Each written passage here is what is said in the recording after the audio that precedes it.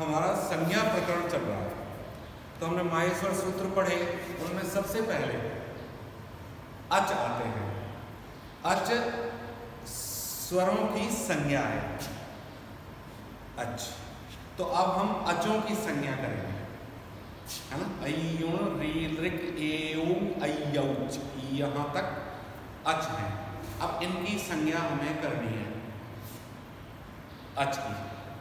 तो सबसे पहले अच में अ आता है। अ की संज्ञा तो अ ई उ री, ये सभी अच 18 प्रकार के होते हैं।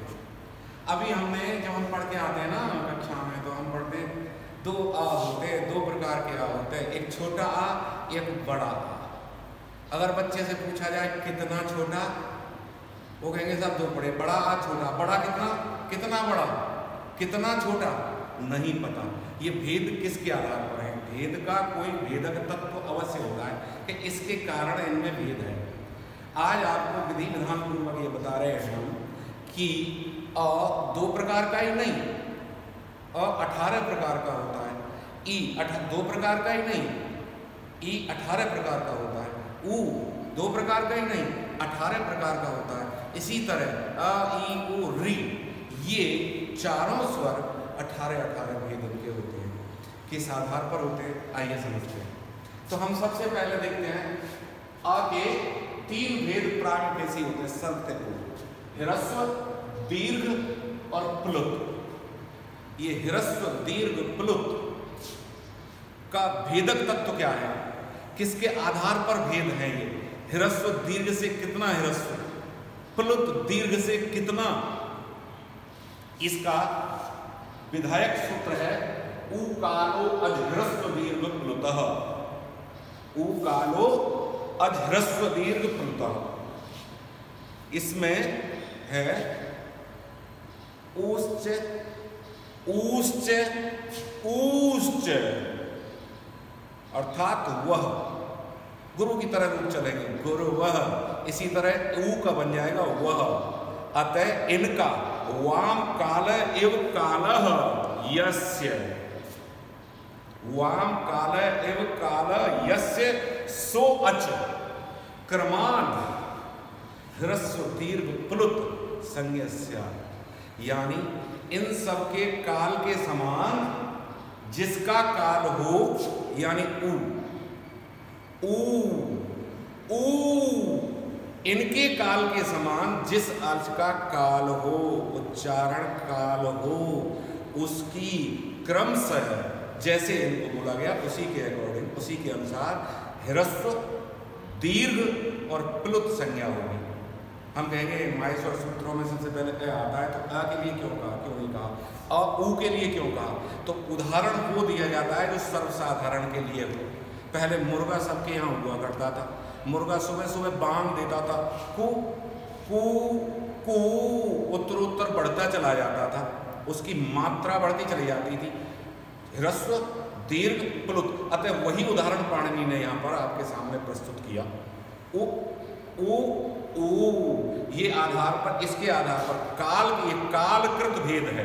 ये ह्रस्व, दीर्घ, प्लुत वाला क्या है, कालकृत भेद है।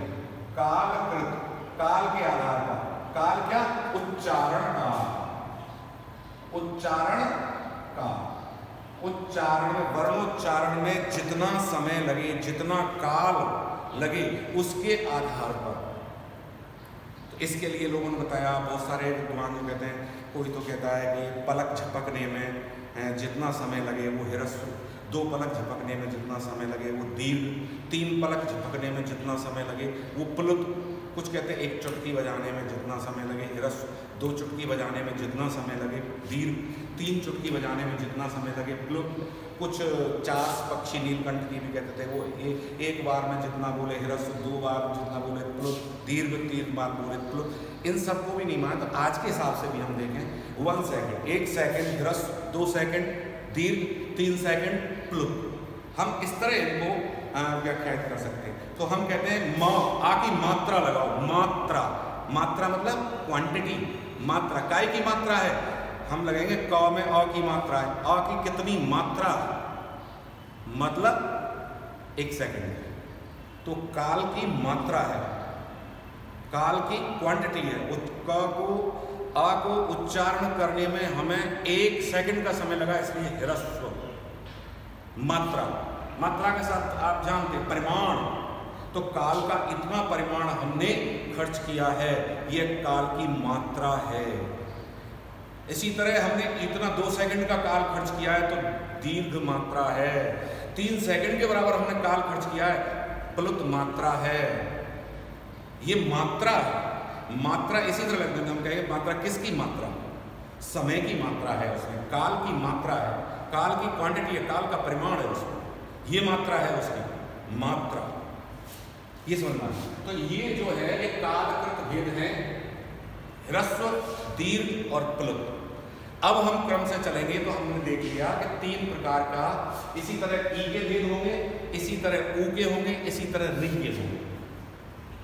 और ई, ऊ और रि, ये 4 वर्ण हैं, इनके 18 भेद होंगे।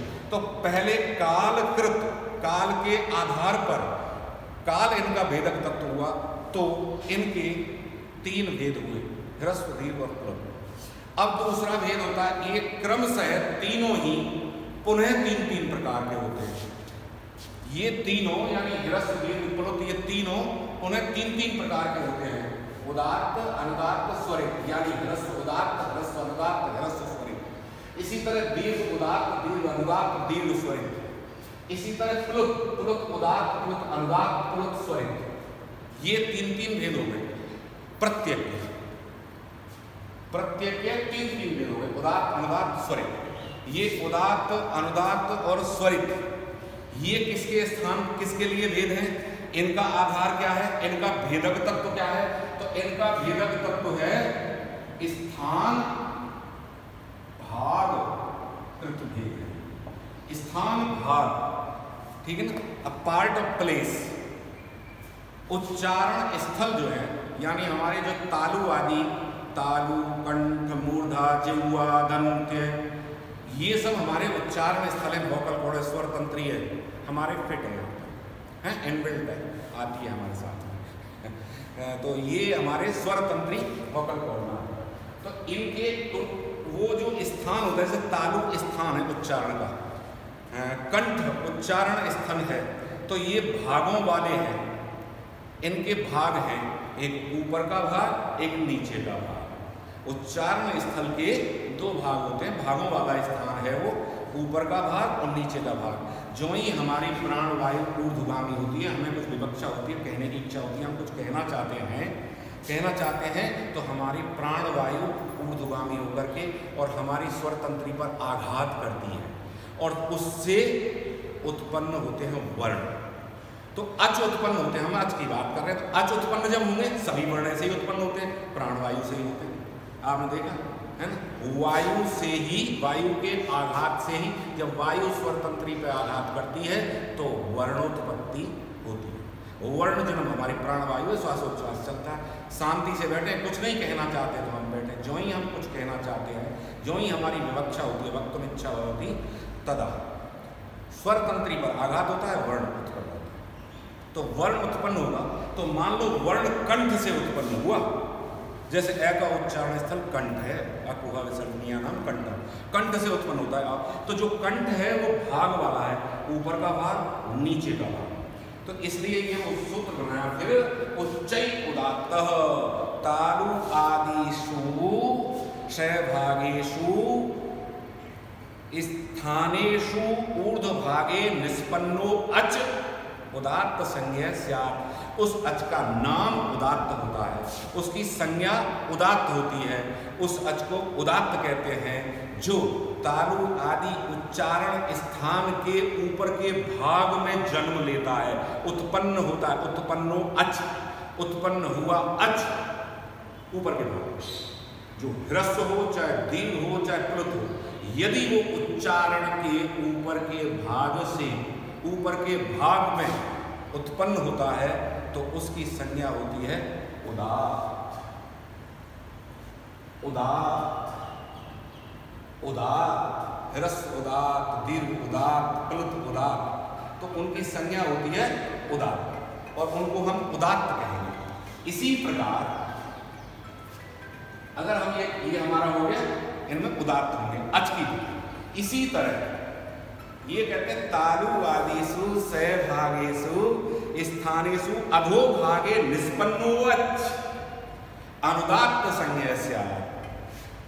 तालु आदि जो सहभागों वाले जो तालु आदि स्थान हैं, बंधु भागों वाले जो तालु आदि स्थान हैं, उन तालु कंठ आदि स्थानों में नीचे के भाग में उत्पन्न अच अनुदात्त संज्ञा वाला होता है। उस अच की अनुदात्त संज्ञा होती है। संज्ञा करने वाला, संज्ञा प्रकरण पढ़ रहे हैं, सबकी संज्ञाएं कर रहे हैं, तो उस अच की अनुदात्त संज्ञा होती है।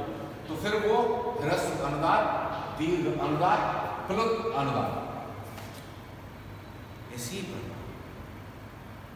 ये उदात्तत्व और अनुदात्तत्व दोनों वर्णों के दोनों वर्ण धर्म जब समाहित होते हैं, एक में ही होते हैं, तो वह वर्ण, वह अच स्वरित संज्ञा वाला होता है।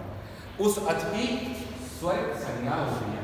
तो हम कहेंगे फिर ह्रस्व स्वरित, दीर्घ स्वरित, प्लुत स्वरित। इस तरह आपके ह्रस्व, दीर्घ और प्लुत ये तीनों ही तीन प्रकार के हो गए। तो 9 प्रकार का आके भेद हो गए, यानी ह्रस्व उदात्त, ह्रस्व अनुदात्त, ह्रस्व स्वरित, दीर्घ उदात्त, दीर्घ अनुदात्त, दीर्घ स्वरित, प्लुत उदात्त, प्लुत अनुदात्त, प्लुत स्वरित। अब क्रमशः ये 9 पुनः दो प्रकार के होते हैं, पुनः दो प्रकार के होते हैं ये सभी अच। किस तरह?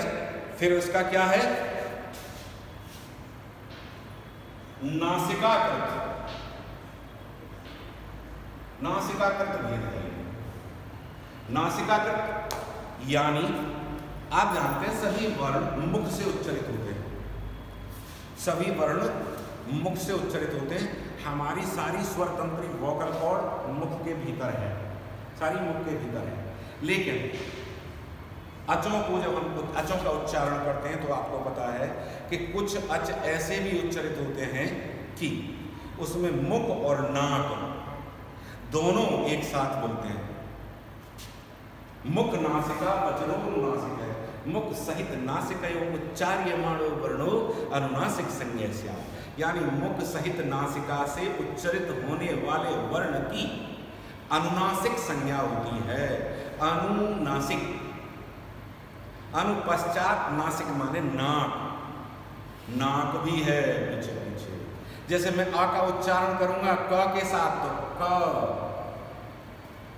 और यदि अनुनासिक होगा वही अकार, कंस, अंक, चंदन, ईंधन, ओंकार, तो यहां अनुनासिक है। मुख सहित नासिका भी उच्चरित, नासिका से भी, तो दोनों जगह से जब होता है तो अनुनासिक। और यदि अनुनासिक नहीं है तो अनुनासिक, साधारण, सामान्य। तो इसलिए ये तीनों 9 के 9 दो भेद हो जाते हैं, यानी ह्रस्व उदात्त अनुनासिक, ह्रस्व उदात्त अनुनासिक, ह्रस्व अनुदात्त अनुनासिक, ह्रस्व अनुदात्त अनुनासिक, स्वरित ह्रस्व स्वरित अनुनासिक, ह्रस्व स्वरित अनुनासिक। इसी तरह ये दीर्घ उदात्त अनुनासिक, दीर्घ उदात्त अनुनासिक, दीर्घ अनुदात्त अनुनासिक, दीर्घ अनुदात्त अनुनासिक, स्वरित दीर्घ स्वरित अनुनासिक, दीर्घ स्वरित अनुनासिक। इसी तरह प्लुत के भी इस प्रकार हम देखते हैं। 18 प्रकार का हो जाता है। मुख सहित नासिकयो उच्चार्यमाणो वर्ण उच्चरित किया जाता हुआ अनुनासिक संज्ञा वाला होता है। प्रेजेंट कंटिन्यूअस है जी, सामच प्रत्यय उच्चरित होता हुआ, कोई जाति नहीं होती कि ये सब अनुनासिक है। वो जैसे उसका उच्चारण करेंगे वैसे होगा। अगर अनुनासिक नाक सहित उच्चारण कर रहे हैं तो अनुनासिक, और नाक सहित उच्चारण नहीं कर रहे हैं तो अनुनासिक। इसलिए ऐसा नहीं कि कुछ वर्णों को बांट के रखते हैं, ये वर्ण तो अनुनासिक है, ये वर्ण अनुनासिक है, नहीं। उनको जिस तरह हम उच्चारण कर रहे हैं, प्रेजेंट कंटिन्यूअस, सानज प्रत्यय, इसे करता हुआ, खाता हुआ, पीता हुआ, रोता हुआ, हंसता हुआ, इस तरह ही अर्थ होता है उसका। उच्चार्यमाणो, उच्चारण किया जाता हुआ, उस समय उसकी अनुनासिक संज्ञा होगी। मुख सहित नासिका से हो रहा है तो मुख सहित नासिका से नहीं हो रहा है तो अनुनासिक होगी। इस तरह हम 18 भेद करते हैं। इसी प्रकार ई के भी, ऊ के भी, री के भी 18 भेद होते हैं। अब हमारे पास बच जाता है री और एज। एज में ये 4 होते हैं, ए, आई, ओ, औ। तो बोले इसके 12 भेद होते हैं, 18 नहीं होते, 6 का मिला के, क्योंकि इसका दीर्घ नहीं होता, दीर्घा भावा, इसका दीर्घ नहीं होगा तो 6 कम हो जाएंगे। और एच के, बोले एच के भी 12 भेद होते हैं। क्यों? इनका ह्रस्वा भावा, इनका ह्रस्व नहीं होता, इनके ह्रस्वा भावा अभाव है, इनके ह्रस्वा भाव, तो ये 12 वो 12, एच 12 है ना, 12 हो गए इनके भी। अब कोई हो गया ये सब एक ही है, इनके अलग से नहीं होते, 12 भेद नहीं होते सब। एच के 12, री के 12 और उनके 18। इससे आगे के क्लास में। नमस्ते।